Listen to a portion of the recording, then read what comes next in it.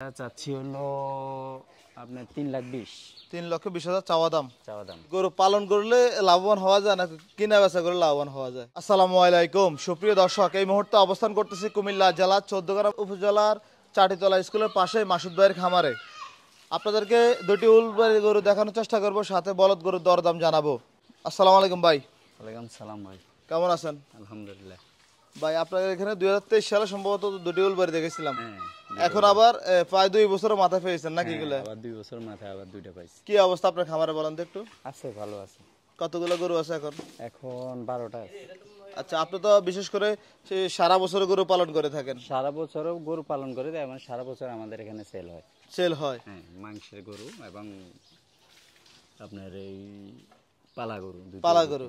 আচ্ছা, যেহেতু আপনার এখানে গরুগুলোর দামও জানাবো, প্লাস বিভিন্ন তথ্য জানাবো চেষ্টা করব। কালকে আমরা দেখছিলাম ইউটিউবার আমাদের আইডল আমরা মনে করি চিত্রপুরী কৃষি চিত্র রহিমানিক, ওনার খামারে একটা প্রশ্ন করছিলেন উনি এক খামারিকে, যে গরু পালন করলে লাভবান হওয়া যায় না কিনা বেচা করে লাভবান হওয়া যায়? কিনা বেচা করলে এবং দুইটাই, যারা পালন করবে গরু কিনতে পারবে, পালন ওইভাবে করতে পারবে, তারা লাভ করতে পারবে। আর যারা কিনে বেচার মধ্যে আছে তারাও লাভ করতে পারবে, দুইজনে ভালো লাভ করতে পারবে। আচ্ছা, তার মানে আপনি কোনটাতে বেশি লাভবান মনে করেন? আমার মনে হয় মোটামুটি দুইটাতে ভালো লাভ আছে। লাভ আছে যদি আপনি গরু কিনতে পারেন, ভালো গরু সংগ্রহ করতে পারবেন, তাহলে ভালো লাভ হবে। আচ্ছা আচ্ছা ভাই, আমরা তো 2025-এ আপনার কোরবানি গরুগুলো দেখিয়েছিলাম। জি ভাই। এখন কতগুলো আছে গরু? এখন 11টা আছে। 11টা। সবই কি বলদ গরু নাকি? বলদ আছে, উলবাড়ি সার আছে, পালন উপযোগী উলবাড়ি সার দুইটা আছে, আবার কিছু বলদ আছে পালন উপযোগী, আবার মাংসের কিছু আছে। মাংসের গরু আছে।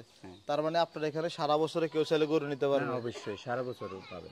আচ্ছা আচ্ছা। 5 মণ, 4 মণ, 8 মণ, 10 মণের গরু সারা মানে বছর সর্বোচ্চ বড় সাইজের গরুটা পাওয়া যাবে? পাওয়া যাবে সবসময়, আমার এখানে বড় গরু পাওয়া যাবে। জি জি।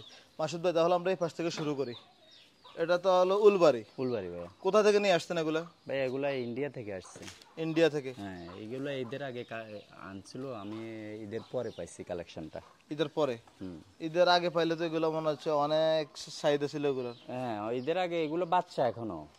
হ্যাঁ, এগুলো বাচ্চা 2 দাঁতে পড়ে, 2 দাঁত ভাঙছে হবে। আচ্ছা আচ্ছা। 2 দাঁত হচ্ছে। মাশাআল্লাহ। কি অবস্থা ভাই, ওজন কেমন আছে এগুলোর? এগুলা এখনই ধরেন 7.5 মণ, 7.5 মণ করে আছে এখন। ধরা যায়? ধরা যায়। কি অবস্থা, খাবার দাবার কি কি দিচ্ছেন এগুলো? খাবার দাবার সম্পূর্ণ সবে খায়, ঘাস বেশি বেশি, সম্পূর্ণ বেশি ঘাস খায়। সুস্থতা কেমন আছে? একদম সব সুস্থ, ভ্যাকসিন করা আছে, সবকিছু কমপ্লিট। আচ্ছা আচ্ছা। তাহলে আপনার উলবারে দুইটা? দুইটা। এদিকে একটা দেখা যাচ্ছে। এই যে একটা। মাশাআল্লাহ। এটা দাঁত বয়স কেমন? একই বয়সী। মানে দুইটা একই সাথে সংগ্রহ করছিলেন? হ্যাঁ, একই সাথে সংগ্রহ করা। দুইটা উলবারের দাম কত চাচ্ছিলেন? 7,80,000। 7,80,000? জি ভাই। এটা কি চাওয়া দাম না বিক্রি দাম? না, চাওয়া দাম। দাম দর করার সুযোগ আছে। দাম কি বলে দেবেন নাকি আসতে হবে? না, আসতে হবে। ওনারা আসি পছন্দ করে তারপরে এখানে বসে দাম দর করতে পারবে। আচ্ছা, তার মানে এগুলো আলোচনা সাপেক্ষে থাকবে? আলোচনা সাপেক্ষে থাকবে। আপনার এই খামারে আসার সহজ ঠিকানাটা বলেন তো ভাই। আপনি 14 গ্রাম নেমে, 14 গ্রাম নেমে চাটিতলা, 14 গ্রাম থানা, চাটিতলা গ্রাম, আপনার প্রাইমারি স্কুলের সামনে, চাটিতলা প্রাইমারি স্কুলের সামনে মাসুদের খামার বললে হবে। আচ্ছা আচ্ছা, ঠিক আছে ভাই। আপনার দিকে তাহলে আরে মাংস গরু দেখা যাচ্ছিল। জি ভাইয়া। এটা কি ঈদের আগের নাকি? এটা ঈদের আগে ছিল, এক খামারি থেকে আমি নিয়ে আসছি আর কি। মাশাআল্লাহ ভাই, মনে হচ্ছে মাংস মাশাআল্লাহ অনেক আছে। হ্যাঁ, অনেক মাংস ভাইয়া। কেমন চাচ্ছিলেন এটার দাম? এটা চাচ্ছি হলো আপনার 3,20,000। 3,20,000 চাওয়া দাম? চাওয়া দাম। ওজন কেমন আছে ভাই এটাতে? এটা আপনার 9 মণের উপরে মিট হবে। 9 মণের উপরে মাংসই হবে? মাংসই হবে। বেচা বিক্রি কেমন টার্গেট? আলোচনা সাপেক্ষে কথা বলতে বসে, ওনাদের পছন্দ হইলে আলোচনা বসে নিতে পারবে। দাঁত বয়স কেমন? অল দাঁতে। 8টা সমান হয়ে গেছে? হ্যাঁ, সমান হয়ে গেছে। আচ্ছা আচ্ছা ভাই, মাংস ভরপুর তো। জি, এগুলো ঈদের আগের গরু তো, ঈদে হয়তো বিক্রি হয় নাই, এজন্য রেখে আর একটা পালন উপযোগী আছে বলদ। এটা কি বলদ নাকি? হ্যাঁ, বলদ। মাশাআল্লাহ ভাই, অনেক লম্বা দেখা যাচ্ছে। অনেক লম্বা, 7.5 ফুট আছে লম্বা। 7.5 ফিট? হ্যাঁ, 7 ফিট আছে লম্বা। ভাই কেমন চাচ্ছিলেন এটা? এটা চাচ্ছি হলো 2,50,000। 2,50,000 চাওয়া দাম? দাম। কেমন বেচা বিক্রি টার্গেট এটা? বেচা কিনে ওনাদের পছন্দ হলে এখানে বসে যা ইয়া হয় আর কি। আচ্ছা, এত বেশি তো আমরা চাই না, আমরা গরু সেল করি, আপনারা তো দেখেন রেগুলার আমরা সেল করি। আপনারা বাজারেও গরু বিক্রি করেন? হ্যাঁ, রেগুলার সেল।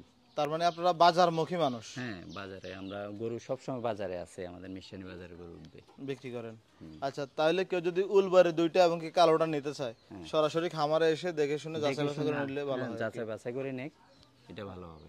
আচ্ছা আচ্ছা ভাই, তাহলে এই সামনের ঈদের চিন্তা ভাবনা কি, কতগুলো রাখার চিন্তা ভাবনা আছে আপনার? 50টা। 50টা।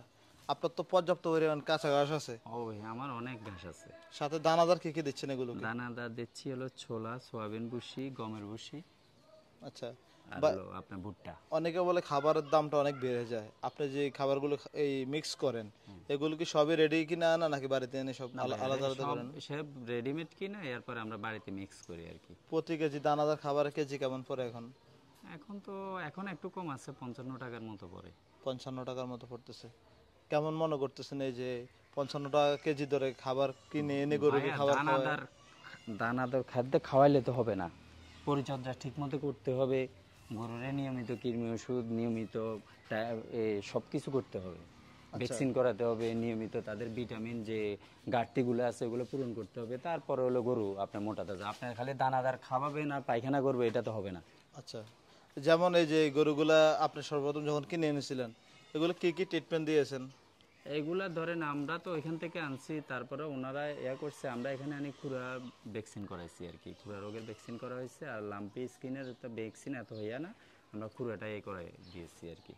আচ্ছা আচ্ছা, এখন আর কিডনি টিডনি একদম কমপ্লিট, আপনার কিডনির ভ্যাকসিন দেওয়া হয়েছে এবং পেটেটা দুইটাই খাওয়ানো হয়েছে। এখন তাহলে কেউ নিতে চাইলে কোনো ধরনের কৃমির ডোজ করতে হবে না? না না, কোনো ধরনের কিডনির ডোজ করতে হবে না। আচ্ছা মাসুদ ভাই, আপনার যোগাযোগের নাম্বারটা বলেন তো। 01701 এই নাম্বারে যোগাযোগ করলে নিতে পারবে? হ্যাঁ, নিতে পারবে। ঠিক আছে মাসুদ ভাই, আপনাকে অসংখ্য ধন্যবাদ। আসসালামু আলাইকুম। ওয়ালাইকুম আসসালাম।